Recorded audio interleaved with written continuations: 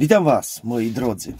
Dziś kolejny filmik. Dziś zajmiemy się takim tematem, który praktycznie dotyka nas wszystkich. Mianowicie dzień ostateczny, dzień sądu ostatecznego, o którym również bardzo często wspominała Biblia. Ostatnimi czasy mamy bardzo wiele przeróżnych anomalii na świecie, które dzieją się w bardzo szybkim tempie. Mianowicie cofają się różnego rodzaju wody, które po prostu znikają i już nie wracają. Bardzo często mówiło się o tym, że ma to wpływ księżyc na to, wiecie, przypływ, odpływ i tak dalej. Jednak tutaj występują troszeczkę inne anomalie, które zobaczycie tutaj. Może się troszeczkę cofnę, żebyście to mogli zobaczyć. Look at this freaking thing, dude. Why is it shaking? Look at it. It's not windy. Nothing else is shaking. You can't see this one shaking very much, but it is shaking. I'm like scared different this time. Listen to this.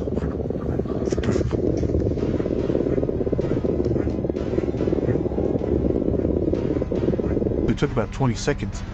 It felt through the pipes as if though there was a dozer or something driving by.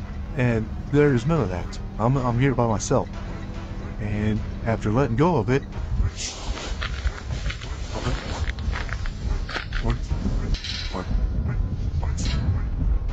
wydaje się, że to koniec, ponieważ rzeki na całym świecie zaczęły zmieniać kolor na czerwony. Na przykład ta rzeka zrobiła się czerwona w samym sercu Syberii, a w Argentynie dziesiątki rzek bez wyraźnej przyczyny nabierają czerwonych odcieni. Jednak w rzeczywistości istnieje powód, który został opisany w świętych pismach. Mówią one, że przed tak zwanym apokalipsą i dniem sądu rzeki i zbiorniki wodne na całym świecie zaczną przybierać czerwony kolor. Ponadto na całym świecie zaczną pojawiać się czerwone zorze polarne. Co ciekawe, w ostatnim czasie rzeczywiście można je coraz częściej obserwować na całym świecie. A oto na przykład rzeka w Peru, która również zmieniła kolor na czerwony. Ludzie twierdzą, że słyszą od niej jakiś niezrozumiały szept, a w jej pobliżu pogarsza się samopoczucie. Co ciekawe, naukowcy postanowili pobrać próbki z tych czerwonych rzek. Jednak podczas analizy tej wody w laboratoriach nie znaleziono żadnych form życia ani glonów, które mogłyby nadać jej czerwony odcień. Innymi słowy, rzeki na całym świecie same zmieniają kolor na czerwony, jak na przykład Nil w Egipcie. Na całym świecie dzieje się coś dziwnego z wodą w morzach. Po prostu nagle cofa się daleko od brzegu, tak jak na tych nagraniach z Ekwadoru. Nurkowie, którzy znajdowali się w pobliżu, odczuli to na własnej skórze. Zobaczcie, jak trudno im było oprzeć się wodzie, która gwałtownie ruszyła w głąb oceanu. Nagrania pokazujące cofające się morze pojawiają się dosłownie z całego świata. Wszystko zaczęło się na Krymie i w Turcji, to tam najczęściej odnotowywano wyschniętą linię brzegową. Później to samo zaczęło dziać się w Hiszpanii, gdzie zniknęły setki metrów linii brzegowej. A kilka dni temu to zjawisko dotarło nawet do Tajlandii i Azji. Co więc dzieje się z naszym morzem na całej planecie? Wiele osób początkowo sądziło, że może to mieć związek z Księżycem, który odpowiada za odpływy i przypływy, ale z nim wszystko jest w porządku. Niepokojące jest także zachowanie ryb. Rekiny, na przykład, zaczęły gromadzić się w gigantyczne ławice. Wielu jest przekonanych, że problem leży w Antarktydzie, a dokładniej w tajemniczej anomalii u jej wybrzeży, którą rejestruje system monitorujący poziom wód. Najbardziej przerażające jest to, że ta anomalia ma rozmiar całego kontynentu. Ale czym jest to coś, co zaczęło budzić się pod Antarktydą? Dzieją się też różne inne rzeczy, mianowicie pojawiają się na powierzchni wód ryby, które nigdy się tutaj nie powinny znaleźć. Wyglądają po prostu tak, jakby przed czymś uciekały. Są to stworzenia głębinowe, które normalnie nigdy nie wychodzą po prostu tak wysoko do góry. Podobnie z taką specjalną rybą, która jest nazywana rybą dnia ostatecznego, która również ostatnio się pojawiła. Jeszcze niedawno można ją było zauważyć, też raz wypłynęła, kiedy w Japonii nastąpiło jakieś ogromne właśnie takie tsunami, które tam zaszło. Wtedy ta ryba też się pojawiła. Tym razem przychodzi ich tutaj coraz więcej, wypływają. Zresztą zobaczcie sami to tutaj. Z morzem dzieje się ostatnio coś bardzo dziwnego i przerażającego.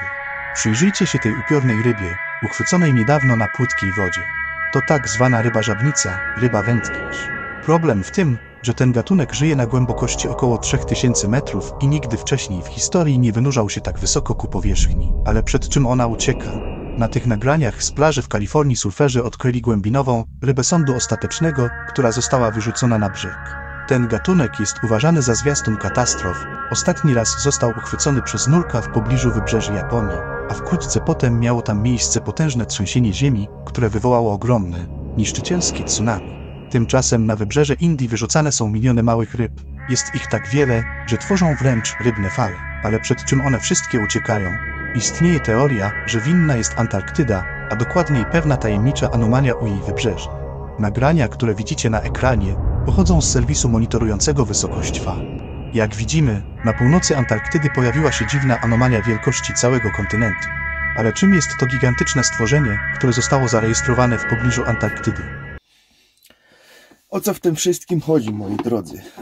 Chodzą tutaj również teorie, właściwie nawet i nie teorie, ponieważ no Biblia zresztą opisuje takie stworzenie, które się nazywało Lewiatan. Lewiatany, bo były ich dwa, zostały stworzone 5. dnia, kiedy Bóg stworzył cały świat. Wtedy stworzył również 2 lewiatany. Jednego lewiatana niestety później jak gdyby unicestwił. Głównie była to samica. Chodziło o to Bogu, żeby się po prostu już nie rozmnażały. Ponieważ jak Bóg stworzył z wszystkiego po 2. Każde zwierzęcia zawsze po 2.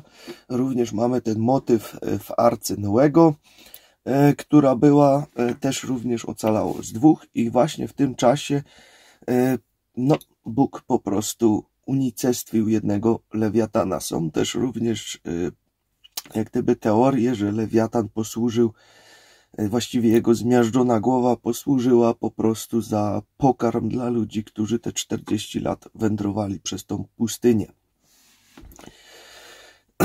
Tutaj teorii jest naprawdę bardzo wiele, ale skupmy się troszeczkę na faktach, ponieważ no, NASA przez jakiś czas rzeczywiście zaczęła badać oceany naszego tutaj świata, skupili się na tym. Tak naprawdę, jakby to powiedzieć, przeszukali około jakieś 5% oceanów, może nawet nie więcej i dali sobie spokój z niewiadomych powodów. Po prostu darowali sobie to. Dalej już nie szukali w tych oceanach. Jakby się po prostu czegoś przestraszyli i dali sobie spokój. Więcej już tam nie zaglądali. W 1960 roku również, kiedy właśnie trwały te badania jeszcze nad oceanami, 2 takich naukowców zeszło specjalną taką łodzią podwodną. Właściwie nie była to do końca łódź, była to taka kapsuła, która była zrobiona naprawdę, żeby mogła wytrzymać ogromne ciśnienia i spuszczono ich na Rów Mariański. To jest to takie bardzo głębokie. No. I tutaj pojawił się problem, ponieważ no, na początku stwierdzili, przez takie ogromne ciśnienia, które tutaj panują, no tak naprawdę nie damy rady tutaj nic zobaczyć, nic nie znajdziemy. Jednak w pewnym momencie zobaczyli jakiś cień czegoś ogromnego i to coś również zahaczyło o ich tą kapsułę, która była. Kiedy to zgłosili do góry od razu raportującym, ci od razu ich wyśmiali. Powiedzieli, że pewnie macie już jakieś halucynacje, przywidzenia, bo jesteście już wyczerpani, bo już tyle godzin tam siedzicie w tej wodzie i tak dalej, i tak dalej. No, zdziwienie było ogromne, kiedy tą kapsułę wyciągnięto i była ta kapsuła rzeczywiście cała podrapana od zewnątrz. Że coś mocno, naprawdę mocno ją uszkodziło i mocno ją podrapało. Gdy jednak dotarli na powierzchnię, zobaczyli, że grube ściany jednostki zostały całkowicie zniszczone od zewnątrz, podczas gdy reszta załogi zaprzeczyła istnieniu lewiatana. 2 badacze byli przekonani o swoim znalezisku. Biblia opisuje również lewiatana, który przyjdzie z powrotem, jak gdyby w tak zwanym dniu sądu ostatecznego. Wtedy ta bestia ma się obudzić i wyjść po prostu z wody. Co gorsza, no, będzie odporna na jakiekolwiek nasze technologie i tego typu rzeczy, że nic nie da rady ją poskromić. Jedynie Bóg będzie w stanie ją poskromić. Co do teorii, gdzie Lewiatan się znajduje, to jest kilka. Jedna to jest u wybrzeży Chile i Argentyny, ponieważ tam jest takie miejsce, gdzie naukowcy znaleźli jak gdyby bardzo dziwny dźwięk od jakiejś bardzo wielkiej istoty, olbrzymiej, gigantycznej. Nazwali to po prostu blub. Tak to po prostu sobie nazwali. Druga teoria natomiast głosi, że Lewiatan znajduje się w Trójkącie Bermudzkim.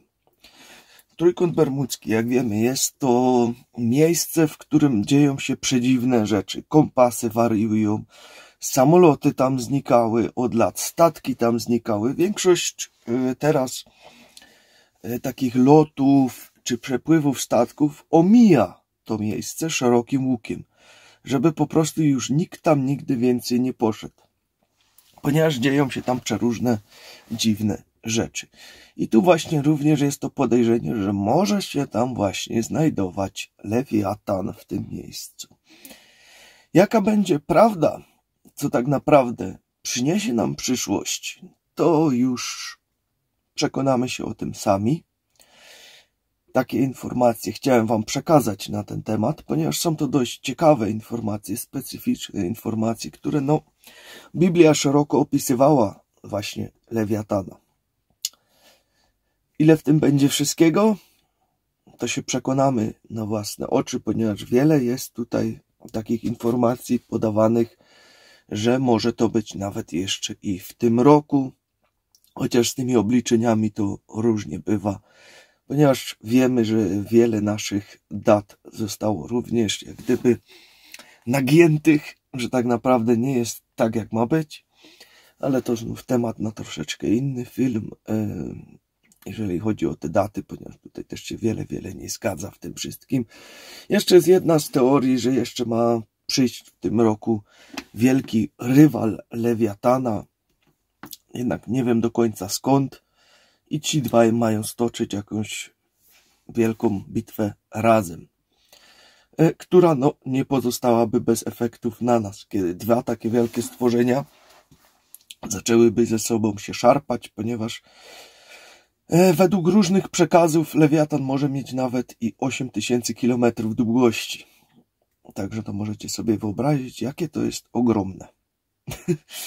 To jest bardzo ogromne stworzenie. Także to by było tyle, co wam chciałem dzisiaj przekazać. Wnioski wyciągnijcie sami.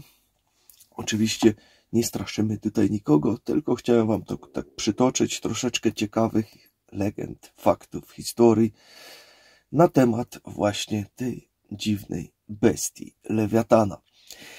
Także pamiętajcie o konkursie, który cały czas tutaj trwa. To już ostatnie dni konkursu, które są. Wystarczy, że zakupisz cokolwiek z linku, który macie pod spodem, pod tym filmem. Tam są produkty, z których my już od lat korzystamy, które wam gorąco też polecamy, z których jesteście mega zadowoleni. Mamy naprawdę sporo komentarzy od was.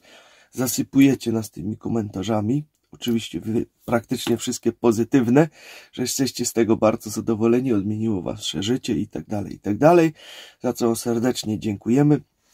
Kupując cokolwiek z tego sklepu, wpiszcie sobie teraz konkurs Szamanem w uwagach do zamówienia i koniecznie już do 30 marca zostaw nam tutaj fajną historię na temat produktu, który zakupiłeś. A my już 30 marca będziemy kogoś z was wybierać, kto znów dostanie bon na 12 000 złotych do tego sklepu i będzie mógł sobie kupić, co tylko będzie chciał w tym sklepie. Ja wam życzę wszystkim miłego dzionka. Trzymajcie się. Hej!